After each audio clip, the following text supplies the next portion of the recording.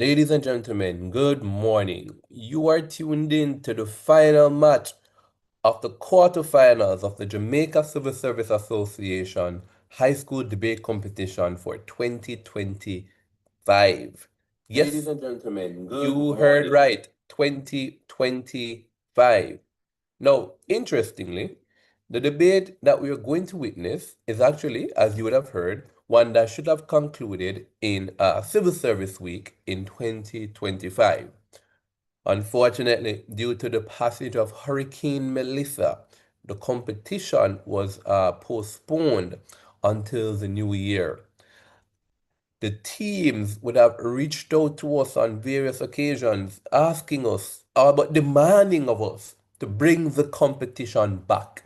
And so we're very happy with the Jamaica Civil Service Association, with the other stakeholders, and specifically with our debaters for their commitment to the craft, to the commitment to debating the things concerning the public sector, trade unionism, and all of these other very important topics that have been discussed in the debate today.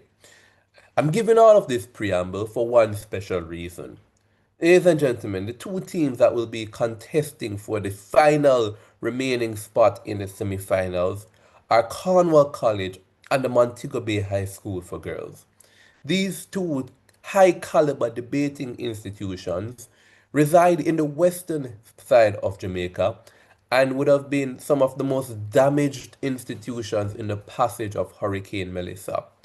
Ladies and gentlemen, despite that, despite the infrastructure challenges, despite the internet challenges, besides the emotional turmoil that I'm sure that this natural disaster would have caused them, these two teams are here. They are here in the quarterfinals of this competition. They're facing off against each other and they are ready to take it all the way. I cannot express enough how amazingly impressed I am with the dedication of these two schools, the dedication of the students, the dedication of all the participants in this competition. With all that said, ladies and gentlemen, I am Ravon Thomas Matthews, and I'll be the chair judge for this match. And as you can tell, I am immensely impressed. Now, joining me on my panel are two other adjudicators who I'll ask to introduce themselves, starting with Mr. DeCardiego Nelson. Hi, good morning, everyone. My name is Dr. Deegan Nelson, and I'm very much looking forward to this debate and all the best to both teams. Thank you very much, DeCardiego Nelson. And of course, my other adjudicator, Shavar Campbell.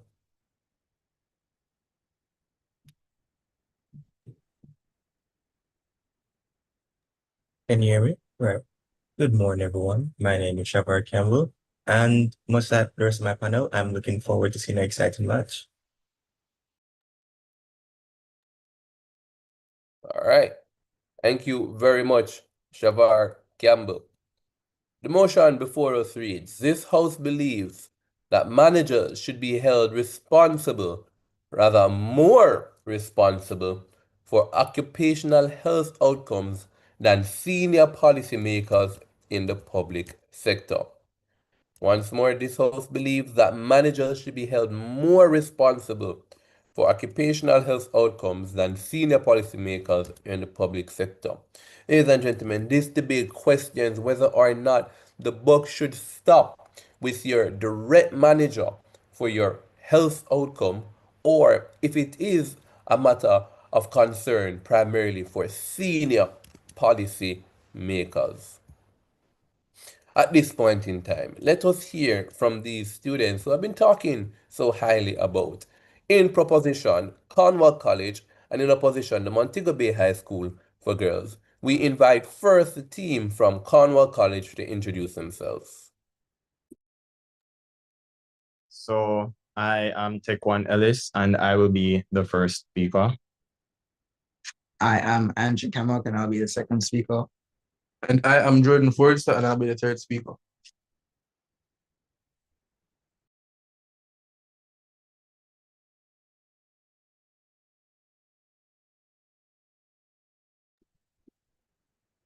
Right, thank you very much. And of course, their opponents from the Montego Bay High School for Girls. We invite you to introduce yourselves. All right, good morning. My name is Shanti Lawrence, and I will be the first speaker representing opposition. Good morning. My name is Renee Shaw, and I will be the second opposition speaker.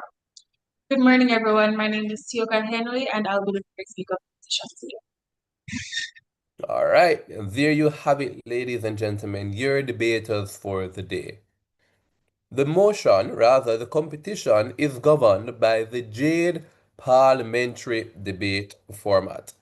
And the rules of this format are as follows. The first speakers from each team will get 7 minutes to present their case. The second speakers will get 6 minutes. The third and final speakers will get 5 minutes. It's important to note that the first and last minute of each speech is considered protected time. During that period, you'll be protected from points of information. That is, no points of information should be asked within the first or last minute of each of the first and second speakers. And of course, there'll be no points of information allowed at all in the reply speech. Now, unique to the Jade parliamentary format, we have a really engaging period that we like to call the cross-examination. But don't worry, I'll tell you more about the cross-examination period when we get to that side of the debate. And so, ladies and gentlemen, with that said, it is my honor and privilege to call to order this, the final match in the quarterfinals of the JCSA High School Debate Competition for 2025. We invite the first speaker from Cornwall College to take the stage, that is Mr. Tequan Ellis. Thank you. For timekeeping purposes, I'll begin my speech in 3, 2, 1. Honorable panel, esteemed opponents, and fellow debaters, good morning. My name is Tequan Ellis, Prime Minister for the House, and I stand proudly to affirm the motion. This House believes that managers should be held more responsible for occupational health outcomes than senior policymakers in the public sector. In my speech, I'll open our team's case by providing definitions, framing, and context for the debate, explaining how each side wins and advancing 2 substantive arguments. Those arguments are first, that managers have direct operational control over occupational health outcomes, and second, that real safety systems succeed through enforcement and execution, which is the responsibility of managers. My second speaker will continue our case by explaining why managers are the first line of prevention and how stronger managerial accountability improves workplace culture. Finally, our third speaker will collapse the debate and demonstrate why the proposition wins. Before anything else, allow me to clarify a few important terms. When we refer to managers, we are speaking about the people responsible for running public sector workplaces on a daily basis. These are hospital administration, school principals, departmental supervisors, and unit heads who make operational decisions about staffing, scheduling, safety procedures, and workplace safety. When we refer to senior policymakers, we mean ministers, permanent secretaries, and senior government officials who design national legislation, allocate resources, and establish policy frameworks. But crucially, Mr. Speaker, they are not involved in the day-to-day running of workplaces. And finally, occupational health outcomes include things like workplace injuries, burnout, stress-related illnesses, exposure to hazards, violence in the workplace, and long-term health risks that arise from working conditions. Now let us move into some context for the debate. Jamaica, like most modern states, already has occupational safety frameworks in place. We have legislation such as the Occupational Safety and Health Act, the Factories Act, and oversight from the Ministry of Labor and Social Security. These laws were not created randomly. They are developed through expert consultation, international standards, and technical advice from organizations such as the International Labor Organization, along with safety frameworks like ISO 45001.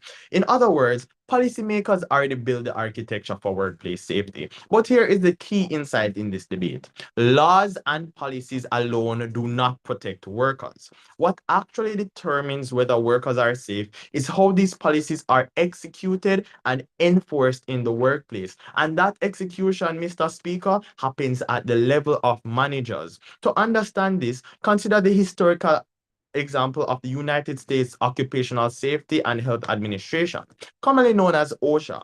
OSHA was created in 1970 after thousands of workers were dying every year from industrial accidents. But workplace safety did not improve simply because Congress passed a law. Safety improved because enforcement mechanisms were created, inspections were carried out, and employers and workplace managers became legally accountable for compliance. In other words, legislation created the framework, but enforcement created the results. We see the same principles in places closer to home. Barbados operates under the Safety and Health at Work Act, which mirrors international labor standards despite having similar economic constraints to Jamaica. Barbados does not have unlimited resources, yet its safety systems function because workplaces actually enforce the rules that exist. The lesson here is simple. The difference between safe systems and unsafe systems is not the existence of policy, but the consistency of execution. And that brings us directly into the clash of the debate. Both sides likely agree that occupational safety matters. The question is who should bear greater responsibility when workplace health outcomes fail? For the proposition, the answer is that responsibility must follow control. And that leads me into my first substantive argument. Managers have the most direct control over occupational health outcomes. Occupational health outcomes are not determined in parliament, they're not determined in ministry meetings, they're not determined during policy drafting sessions. They are determined daily in the workplace. Managers decide staff schedules. They assign workloads, approve overtime, enforce or ignore safety procedures. They respond to complaints about unsafe environments. These are the operational decisions that we argue shape the direct daily experience of workers. So the real issue here is causation. If a nurse experiences burnout because she is consistently over-rostered despite national staffing guidelines, the harm is not caused by the minister who wrote the policy. The harm is caused by the hospital administration who ignores the policy while managing shifts. Managers are the final decision makers before harm occurs. They sit at the point where policy meets reality. And because they are closest to the point of impact, they should bear the greatest responsibility when occupational health outcomes deteriorate. Holding them accountable means that the major problem, which is execution of existing laws, will be fixed. And that brings me into my second argument. Safety systems succeed through enforcement and compliance, not just legislation. Around the world, the success of occupational safety systems has always depended on consistent enforcement. OSHA in the United States works not because Americans are magically more disciplined, but because there are inspections. The same principle applies in Jamaica. Consider road safety as an example. Jamaica already has speed limits, seatbelt laws, and breathalyzer regulations under the Road Traffic Act, yet road fatalities still occur. Is that because the law doesn't exist? No, it is because compliance and enforcement fluctuate, right? And this exact same principle can be brought back to occupational safety. So for that reason, the proposition proposes a structured accountability system to ensure that managers actively protect worker health.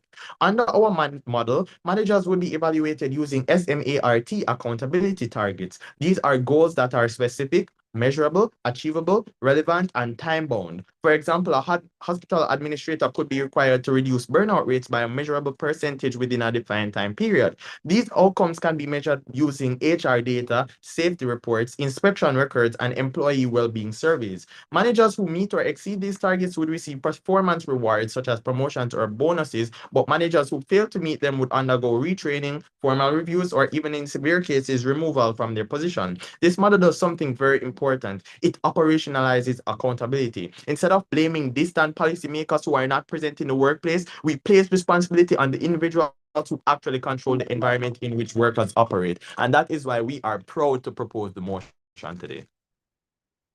And thank you very much, ladies and gentlemen. That was the first speaker from Cornwall College, Tequan Ellis. At this point in time, we invite the first speaker from the team in opposition, Montego Bay High School for Girls. That speaker is Shantae Lawrence.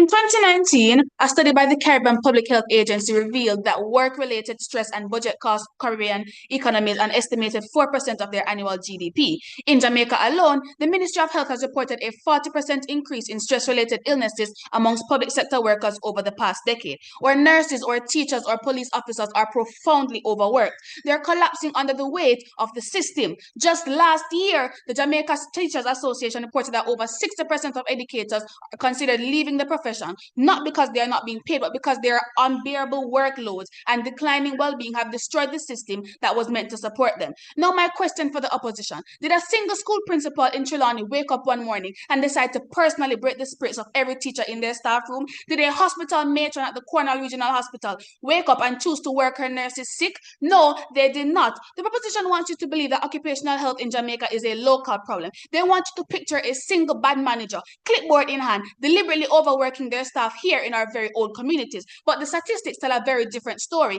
They tell a story of a regional public sector under immense strain. They tell a story of budget slashes by Ministry of Finances, of recruitment freezes imposed by cabinets, of performance targets set by senior policy creators who have never yet stepped foot in the classrooms and hospital wards that their policies land.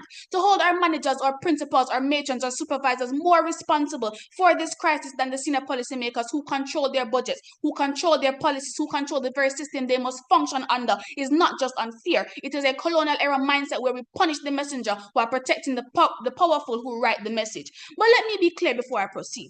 We're not here to absolve managers of all responsibility. We're not here to say a toxic principal who bullies their staff or a matron who ignores safety protocol bears no blame whatsoever. That would be absurd. That would be foolish. What we argue is this: when asked the question, who should be held more responsible? When we weigh the scales of accountability, the heavier burden should fall on senior policymakers, not the only burden, the greater burden. The proposition will likely concede, as they must, that senior policymakers bear most responsibility, that senior managers bear most responsibility, that they may argue that because the manager is closer to the worker, because the manager sets the rota and approves the leave, the manager should bear the primary responsibility. They will point to the principal in the corridor and the matron at the bedside and say they are the ones who could have done more because they are the ones there at this moment. And while we do not deny the responsibilities managers may have, the question before the House speaks to who must bear the greater responsibility. And on that question, the proposition's argument collapses under the weight of two undeniable truths. Firstly, responsibility must follow power. Senior policymakers control the resources, the budgets, the staff allocations, the equipment funding that determine whether a manager can actually protect their staff. A manager's power is borrowed. A policymaker's power is absolute. Secondly, responsibility must follow design. When we see patterns of failure across an entire system, when nurses across every parish report the same burnouts, when teachers across every region report the same impossible workload, we are not looking at thousands of individual bad managers. We are looking at a systematic failure designed and implemented at the highest level of policy. Today, I will be proving both points. My second speaker will then advance on senior policymakers controlling the strategic decision that allows managers to succeed, and blaming managers more creates a damaged system of scapegoating. My third and final speaker will then disprove all points the previous speaker may present and prove why we have won the argument today. Mr. Speaker, honorable judges, members of our proposition, ladies and gentlemen, a pleasant morning to you all. Firstly, responsibility, Mr. Speaker, must always follow control. It is a fundamental principle of justice that you cannot hold someone accountable for outcomes they lack the power to prevent. And in the public sector of Jamaica and the Caribbean, the power to prevent poor occupational health outcomes lies overwhelmingly with senior policymakers. Who decide the staffing budget for a hospital? Not the matron. The Ministry of Health and the Ministry of Finances decide. When a matron watches her nurse collapse from exhaustion because she only has half the staff she needs, she did not create that shortage. She may have begged for more staff or written reports, but the answer came from above. There is simply no money. Who decides whether a school can afford counselors to support teachers' well-being? Not the principal. The cabinet and the permanent secretary decide. Consider the evidence from our own region. A 2021 study by the University of the West Indies on occupational stress among Jamaican nurses found that the single greatest predecessor of burnout was not the behavior of immediate supervisors, but inadequate staffing resources and unrealistic patient to nurse ratios, both determined by budgetary allocations from senior policymakers. The nurses reported that their matrons were supportive, empathetic, and fought for them, but fighting is not enough when the person holding the primary control has already decided that that fight is lost. The proposition may point fingers at the manager present and ask why they could not have done more, but they ignore the context. When a principal has 40 teachers for 200 students because the ministry kept hiring, every rota becomes unfair. When a police superintendent has 3 vehicles for a 20-officer shift because the budget was cut, every patrol becomes dangerous. The manager only allocates the scarcity, but the policymakers create it. To hold managers to the same and even more responsibility than policymakers is to punish the messenger for delivering the message that they were forced to carry. Secondly, Mr. Speaker, we must confront the distinction between systematic and individual failure. And here, the proposition faces an insurmountable problem. Patterns. When we see poor occupational health outcomes across the entire sector, when nurses in every parish report the same stress, when teachers in every region report the same burnout, when police officers across the island report the same trauma, we're not looking at thousands of isolated individual managerial failures. We are looking at a system designed to produce these outcomes. Poor occupational health, if if ever, caused by a single bad manager acting alone. It is caused by chronic underfunding that makes safe workloads impossible. It is caused by unrealistic performance targets imposed from above that prioritize productivity over people. It is caused by a culture of denial at the top that refuses to acknowledge the human cost of policy decisions. The proposition's approach is intellectually lazy, totally unjust. It looks at a complex problem, declining occupational health across the public sector, and reduces it to a simple story of bad managers. But complexity demands accountability where power lies. If every school in Jamaica has burnt out teachers, you do not fire every principal. You ask why the ministry designed a system that burns out the teachers. Mr. Speaker, let me leave you with this. The manager in the public sector is not the enemy of the worker. More often than not, the manager is the worker with a difficult title and slightly more responsibility. The opposition rests momentarily. All right, thank you very much. That was an electrifying first 2 set of speeches from Cornwall College and Montego Bay High School for Girls. At this point in time, we're going to dive into that period of cross-examination that I was telling you about earlier. And so for this particular period, we will see team opposition pose 3 questions to team proposition. Each question will last 10 seconds and each answer will last 45 seconds. It's important to note that for the team asking the question, only one person may do so at any given point in time. However, for the team that is answering the question, the entire team can chime in and provide a robust and comprehensive answer as long as it fits within that 45-second period. After opposition has posed their 3 questions and they've been answered by a proposition, we will invite the team proposition to pose their 3 questions and for opposition to answer similarly.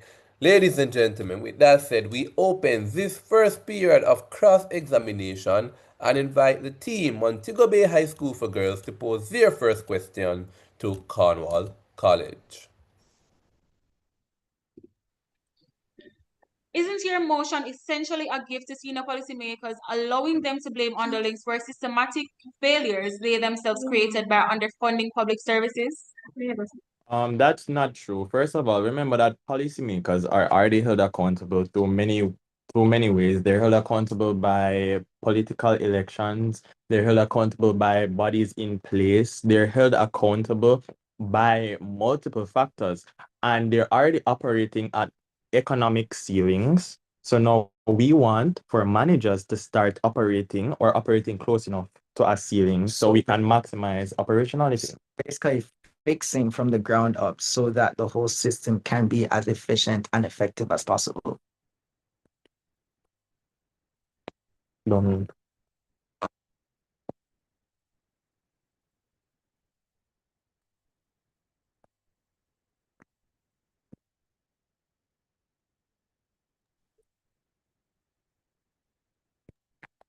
If a manager is given a budget by senior policymakers that is manifestly inadequate to staff a ward or office safely, how can they be more responsible when staff burnout occurs? Well, okay. Thank you for bringing that up because we wanted to bring that argument up. We believe that Jamaica is nationally underfunded. Underfunding is not just something that happens because policymakers say hey, let's not give them money and let's just put money here and let's just recklessly allocate funds. Underfunding is a national issue. Putting pressure on policymakers won't change that issue because policymakers can't print more money magically. Policymakers can't come up with more resources magically. No, we're asking that managers work the best with what they have, and that's clearly not happening in the current world. That is our argument.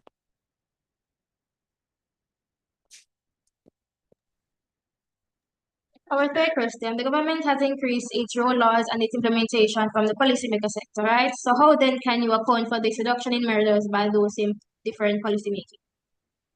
Sorry, could you repeat that question for me, please?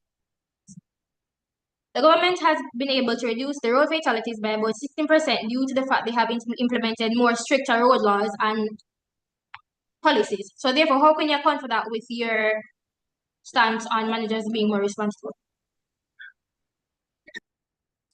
Police and resources. Well, first of all, police might have more resources now to actually enforce these laws. So it's not that the road laws didn't exist before, but police definitely have more resources to enforce these road laws now. But secondly, I'm not directly seeing how we can pull causation from, I don't see the correlation between the data there. So you can't say that we just magically implemented laws and people stopped driving recklessly. All right, thank you very much. At this point in time, we invite Team Cornwall College to pose their question to the Montego Bay High School for Girls. So we want to ask the question, how does holding a policymaker accountable fix underfunding caused by national economic constraints? Policy. That's pretty easy. They're the ones making the policies, and they're the ones that are determining the national funding and allocating the amount of resources for each business, especially in the health sector. So therefore, they would be the ones determining the funding, so they would be able to help on the funding. Okay, so you're trying to paint a picture that policymakers can determine that the national funding for this year is 1 billion USD, but that's not true. How do policymakers actually increase the amount of money Jamaica has to put into these various sectors? Okay, thank you. Recently, there was an increase in tax on certain sweet products. So probably from that amount of money, that could be probably allocated to the health sector because they realized a lot of people were dying more from like obesity and stuff. So they decided to increase the tax on certain sweet drinks. So eventually, so you're wondering where they could get that funding. Maybe from that same tax, that could be more applied to the health sector so that they could increase the funding for that sector so that we can have more nurses, more doctors, etc. Okay, then. So now you're trying to propose imposing more taxes, but we don't really mind, right? So how do you interact with the idea that various public sectors, like various hospitals, operate under the same rules, yet they have different outcomes? One such is the Cornwall Regional Hospital that had that asbestos outbreak the other time. Can you repeat the question, please? I wasn't here. The question is, if all public sector places work under the same laws, how do they have different health outcomes? For example, Cornwall Regional Hospital had asbestos outbreaks. If policy was the issue, then all hospitals would have asbestos breakouts.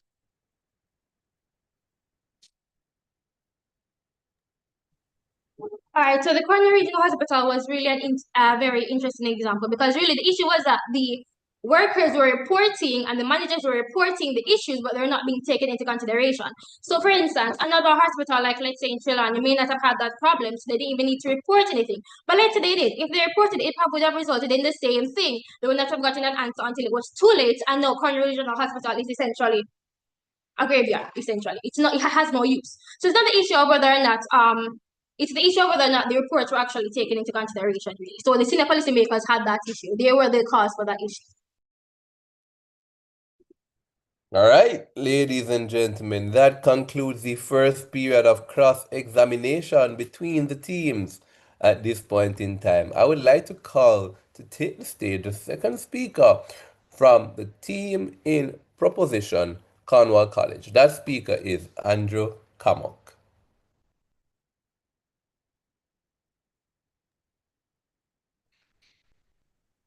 Okay. Good morning, all. For timekeeping purposes, I will begin in 3, 2, 1.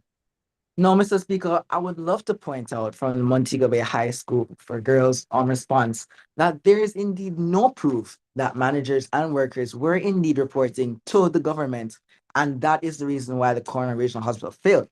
With this, we must point out, Mr. Speaker, that policymakers are operating under economic constraints. What does this mean? That policymakers request resources from the government as to what they need, but they cannot control as to how much they're exactly going to get, but they can only how to allocate, because with this, managers have to report to policymakers so that they can make policies that can indeed be tailored to where they are managing.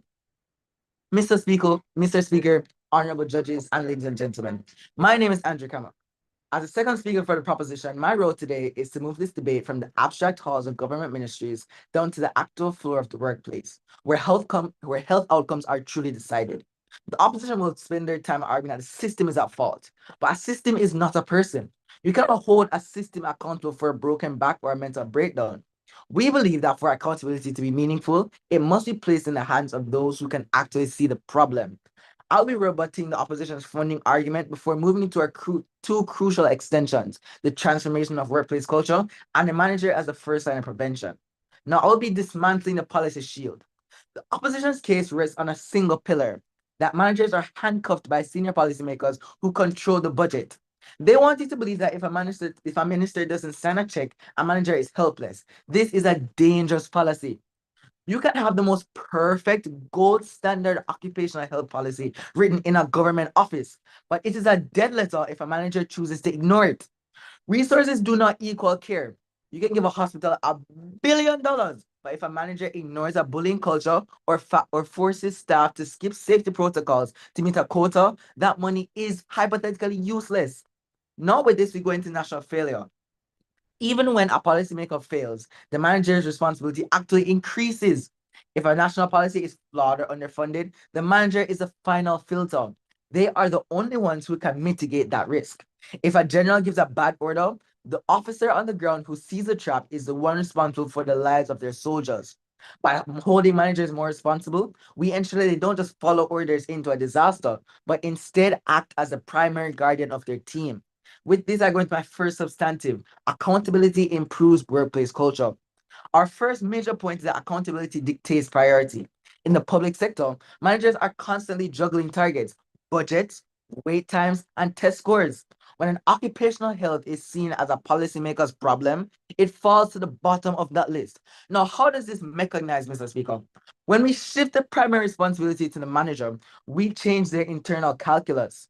Safety obviously becomes a leadership priority. If a manager knows that a spike in staff burnout or a workplace injury will reflect directly on their performance review and their career progression, they stop seeing safety as an HR requirement and start seeing it as a core mission. With this, we have the eyes on the ground advantage, where a manager who is still held more responsible will proactively monitor the microclimates of their office. They notice the early signs of stress, and that causes the flickering light that causes migraines. They notice the frayed carpet. With this, we now incentivize advocacy. When the buck stops with the manager, they become the loudest advocates for resources. Instead of quietly accepting a bad situation, they will fight for the equipment and staffing they need because they are the ones who will be held to account if things go wrong. Blaming a distant policymaker does nothing to change the day-to-day behavior in a local office. Holding the manager responsible ensures that the person with the power to influence the vibe and the safety of the room is the one most motivated to protect it. Now I'll go into my second substantive being, managers are the first line of prevention.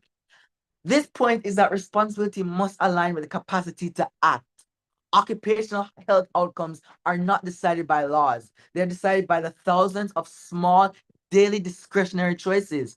How is this mechanized, Mr. Speaker? Managers are the first and fastest responders to risks. With this, we have real-time intervention.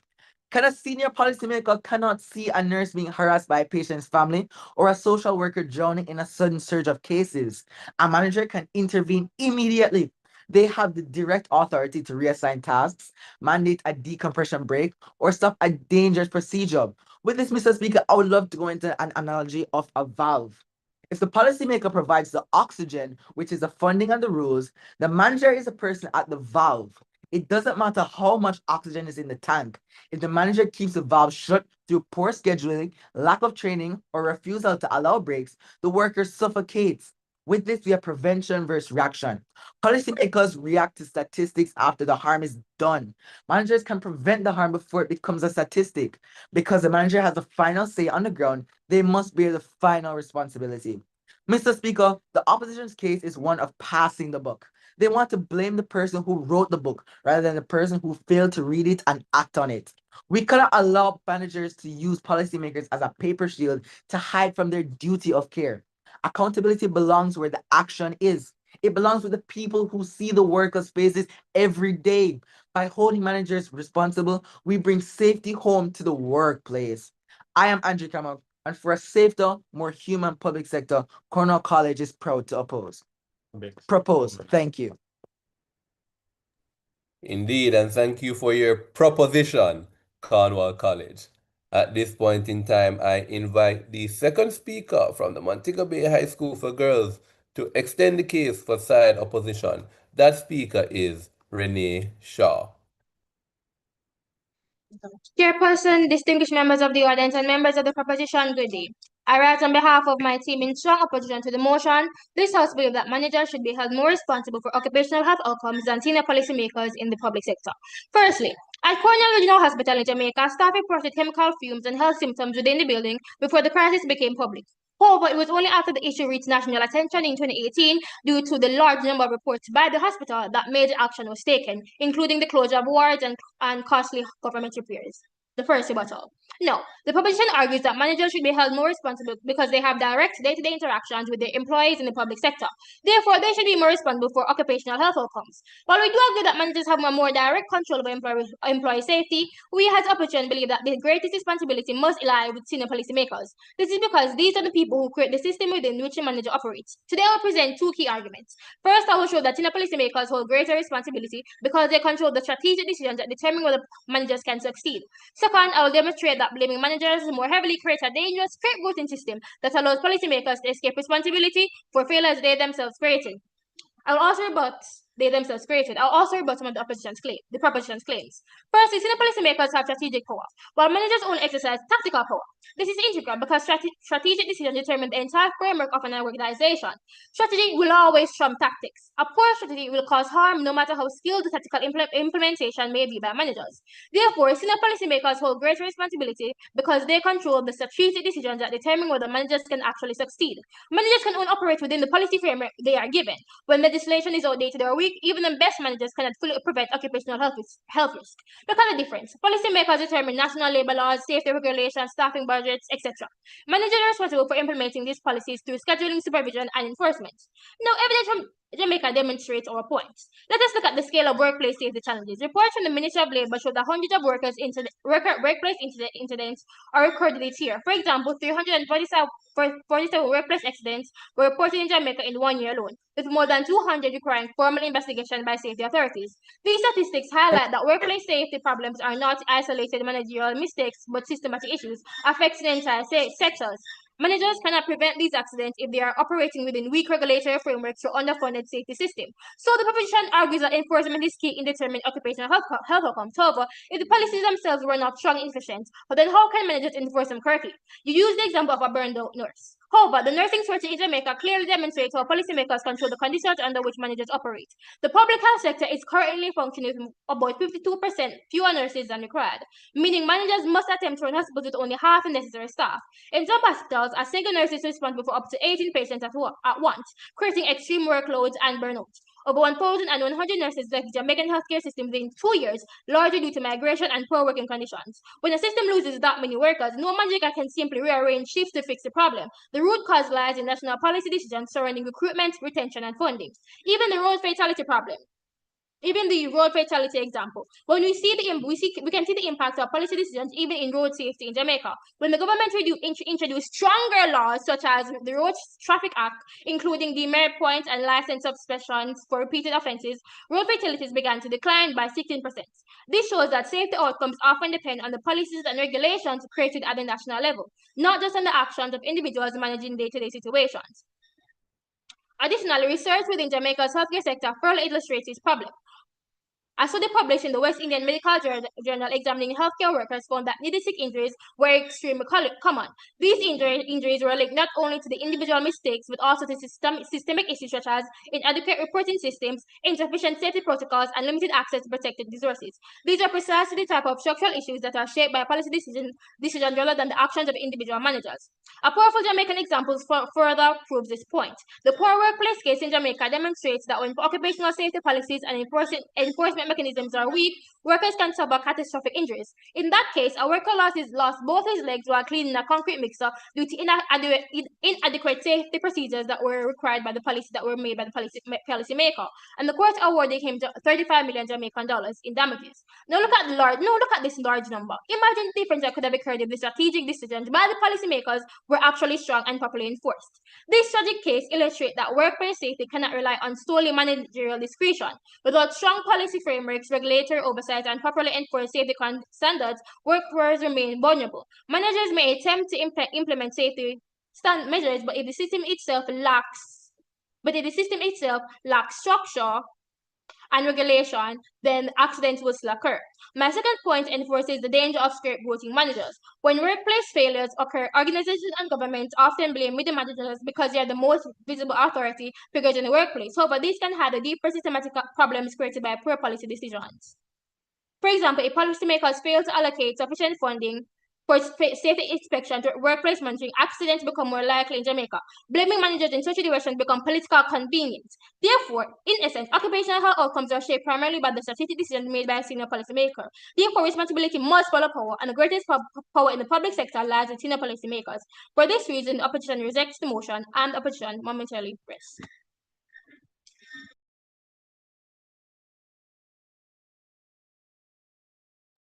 All right, and thank you very much. Now, at this point in time, the debate is going to enter into the second period of cross-examination. The rules remain exactly the same. At this point in time, we invite once more the Montego Bay High School for Girls to pose their first question to Team Cornwall College.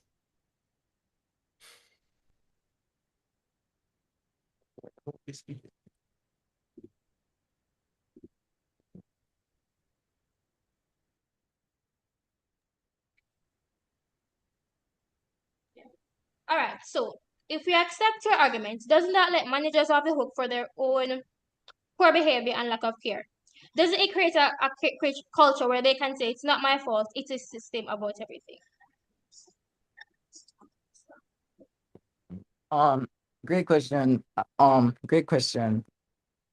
With that, I would have stated One earlier. moment, my bad, wrong question. You meant one question. Unfortunately, the question has already been asked, and All right. Yeah, you can go ahead, Cornwall. Okay, that's great. So what happens when managers become under more scrutiny, which is what is meant by being held more responsible? What that causes is when there is bad reports or there are issues in the workplace that a manager indeed directly manages, and it goes on their file, and it goes against who they are, and it goes against where they can progress. What will happen is that it will become more of an incentivized advocacy, because what that means is that the manager feels the pressure of having to get the area in which they're managing up to the standard in which the policymakers would have had a policy for. And what that means is that there's going to be more cohesiveness between the managers who are managing and the policymakers, so that the policies can indeed more be streamlined to the sector. You claim that once the manager notices a problem, they must become the greatest advocate. But when they advocate, would you not say the senior policymakers now becomes more responsible to respond adequately? How should a manager bypass a senior policymaker to impose necessary change?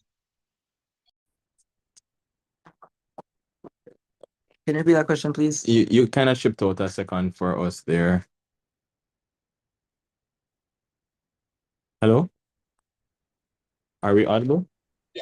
You claim that once a manager notices a problem, they must become the greatest advocate. But when they do advocate, would you not say the senior policymakers now become more responsible to respond adequately? How should a manager bypass a senior policymaker to impose the necessary change?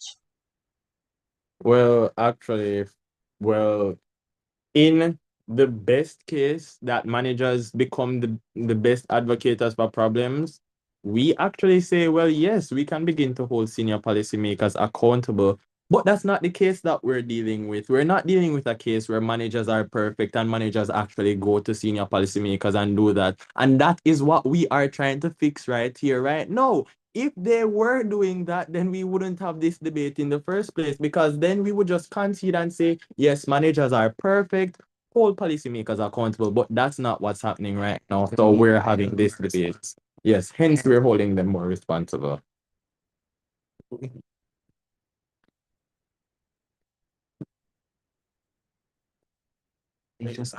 So last question. Are you saying that if a manager inherits a broken and underfunded system from years of poor policy making, they are more to blame for the health outcomes than the policymakers who broke it? Well, yes, if the system was broken, but the system is not broken. We know that the system works because the same laws that work in Barbados and have the same positive benefits are working in Jamaica. So the policy is not the problem. So what else could be the problem if the policy is not the problem? So we can't blame policymakers. Who should we blame? Thank you.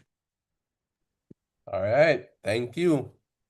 We now invite Team Cornwall College to pose their 3 questions to the Montego Bay High School for Girls. All right, so we want you to interact with this idea. The same policy that is in place in Barbados is in place in Jamaica, yet it doesn't work. So if policy is not the issue, what else could be the issue? All right. So the same policy in theory may be in Jamaica. However, if the policymakers, however, when they're coming to Jamaica, the government itself has to structure the policy to fit for our economy, our citizens, because even though we're in the Caribbean, we're still different. We have different economies, we have different ways to make money. So therefore, if the policy is not structured correctly, properly by the policymakers for the country, they're going to be weak. We see with the healthcare system, we have a very weak healthcare system, and the nurses are understaffed. So therefore, it's not really a situation where, oh, because it works in Barbados and then the Caribbean, it must work in Jamaica. It's not a situation like that. Well, Yeah. oh, you can continue if you had. Sorry. Must be proportional to what we have now. The proposition is really looking at a theoretical world and not really reality. Well, in reality, right? We work under the same macroeconomic constraints as Barbados. We have a similar GDP. We have the same human nurses. So what is really the problem? It has to be is it not the execution of law? Is that a question? It sounds rhetorical. That's how I ended the question. Feel free All to right. repeat your question, Cornwall. Okay. So we said Jamaica operates under the same macro constraints economically as Barbados. We have the same human nurses and the same nurse problems as Barbados. So then if policy is not the problem, because we have the same problem, the same policy, how is it not the execution of law that is the problem? All right, yes. So even because we're both Caribbean countries, yes, we can be compared. But as I said, we have entirely different structural frameworks. Right now, we can compare it to numerous other Caribbean countries, and what they're going through is not what we're going through at this moment. So therefore, as we said before, it must be attuned to our reality right here.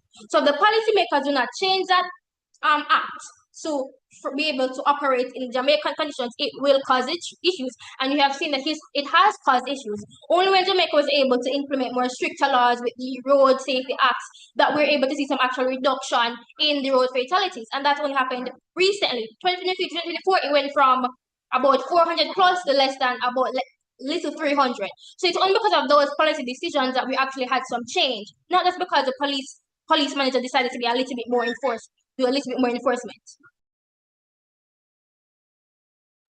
But then again, Speaker, isn't it true that the JCF invests more money into their traffic division now, once again proving that laws weren't just magically created, they were being executed better? So is that not the reason why road fatalities are being lessened because of this investment in execution of the policy? Yes, but the reason why they were able to be executed better is because of the very funding that has been allocated by the national policymakers. They were able to have more funding to the traffic division because they allocated more funding to the police, invested more into the police, the JCF because of that. So yes, it is the policymakers. I guess you're agreeing with me. Policymakers funded it more, therefore, to better traffic system. All right, ladies and gentlemen, thank you very much for that second, even more engaging, even more fun period of cross-examination. At this point in time, the debate is going to pause for 1 minute.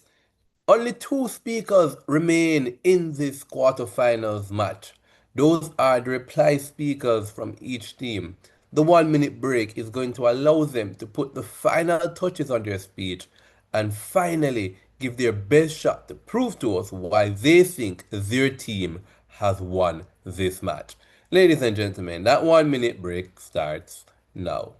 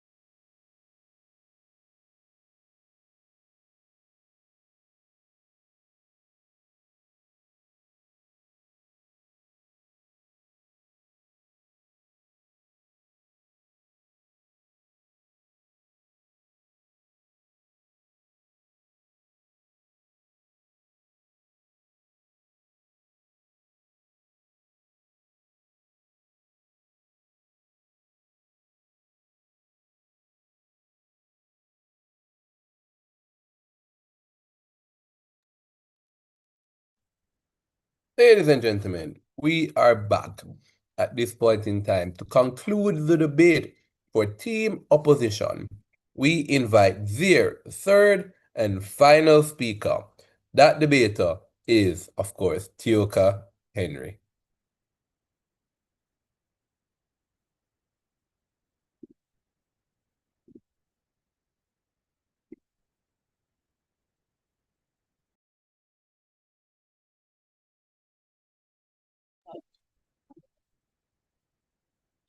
Judges, my opponents, ladies and gentlemen, good morning.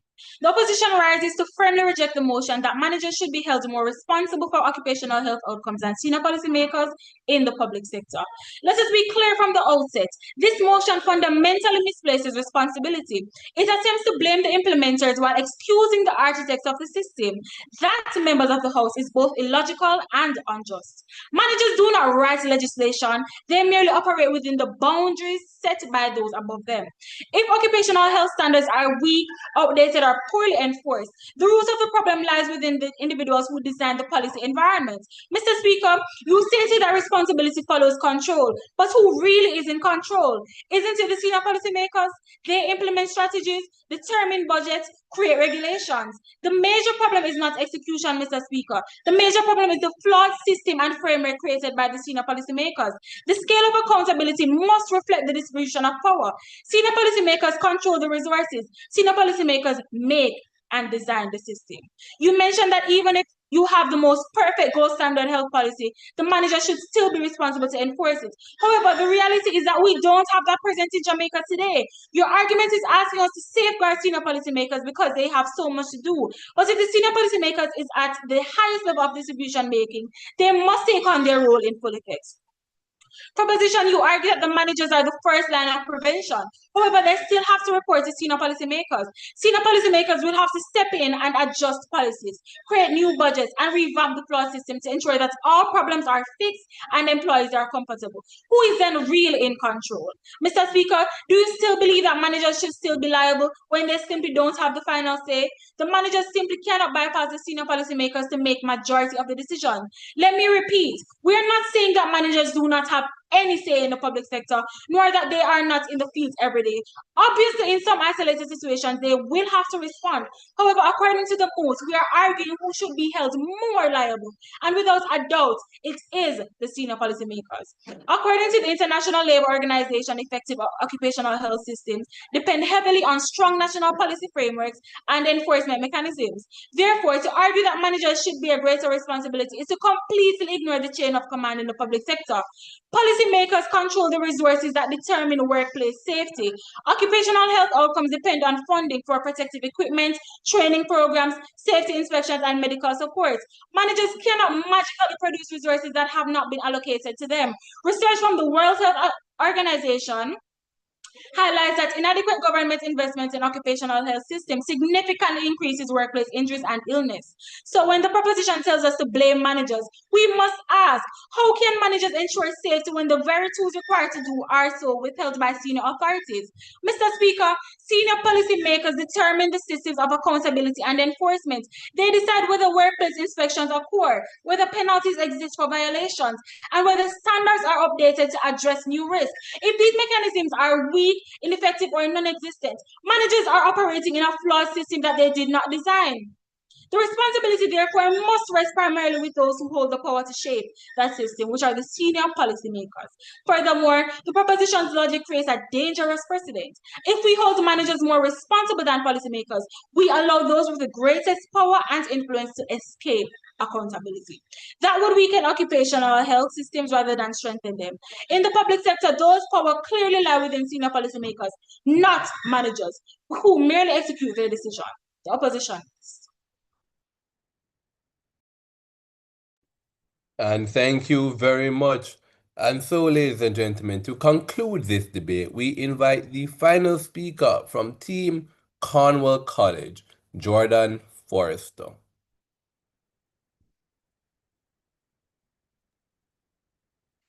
Okay, so for timekeeping purposes, I am going to begin my speech in 3, 2, 1. Mr. Speaker, honorable adjudicators and worthy opponents, good morning. As the third speaker for the prop, my role is to simplify this debate. I will rebuild our team's case, weigh the essential factors in this debate, and show clearly why the prop has won today. Let us begin by reminding the host what this debate is truly about. This debate is not about whether policymakers matter. Of course they do. They design legislation, allocate resources, and set national frameworks. Mr. Speaker, the same framework that works elsewhere is here. Therefore, the onus is on managers to execute. Both teams today have agreed that law is perfect. Now, what this debate asks is who should be a greater responsibility when occupational health outcomes fail.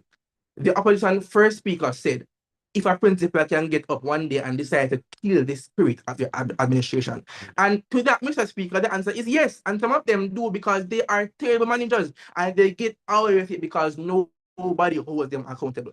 Our team has consistently shown that responsibility must follow control. And throughout this debate, the side that has demonstrated the most direct control over workplace health outcomes is the manager. My first speaker established the foundation of our case.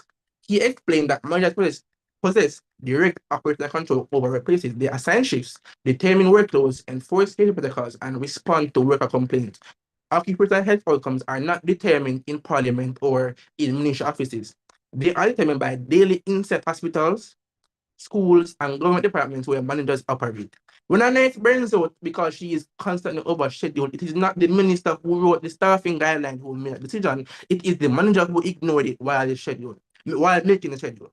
when safety procedures are skipped or protective equipment is not enforced, the failure does not occur at the level of policy drafting. It occurs at the level of implementation.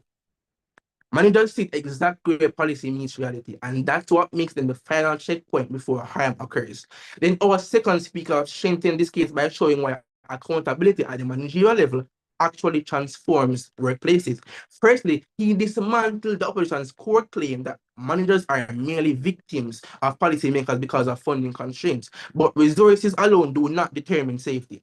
A workplace can receive large budgets and still be unsafe if managers tolerate unsafe practices, bullying cultures, or ignore protocols. In other words, resources do not equal care, leadership does.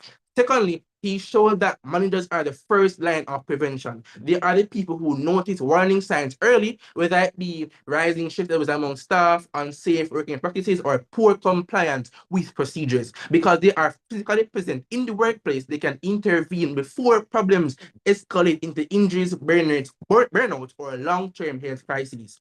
Now, finally, he explained that the managerial accountability improves workplace culture. When managers know they are responsible for safety outcomes, they actively build environments where workers feel protected, heard, and supported. So when we step back, two powerful truths emerge from the proposition bench. Firstly, managers control the daily conditions of work, and secondly, managerial accountability directly improves safety outcomes. Now, let us examine the ops case.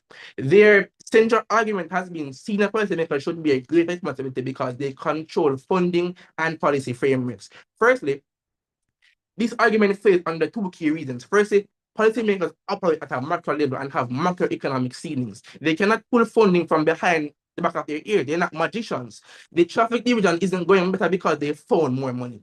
Or this is because they had to reallocate officers from different departments and managers did that. This is the doing of superintendents and the SSP. Also, various workplaces work under the same funding and don't have the same health outcomes. Why? Different managers. Now, I'm going to continue by saying they time done. I'm going to continue by saying they design systems for entire nation. They cannot monitor every hospital ward, every school staff room, or every government department, expecting them to carry the primary burden of occupational health outcomes ignores the reality that workplace safety is determined locally, not nationally. Secondly, the up confuses structural responsibility with operational responsibility. Yes, policymakers design the framework, but once that framework exists, its success depends entirely on execution. And execution is not carried out by ministers or permanent secretaries, it is carried out by managers on the ground. This is exactly why. This is the exact principle we see across effective safety systems worldwide. Laws establish the structure, but compliance and enforcement creates the results. So when occupational health outcomes fail, we must ask the questions, and who was the closest to the point where the harm occurred? And the answer is always the same. It is the manager who ignored the warning signs, the same person that allowed the unsafe practices to continue, and the same person who failed to enforce the rules that already exist. Now, Mr. Speaker, after winning this debate, the prop has won. Thank you. And thank you very much, ladies and gentlemen. Can you give a virtual round of applause to these two excellent debating institutions? What a wonderful debate. The judges have a hard fight in front of us. We're going to excuse ourselves to another space and we will results of this match.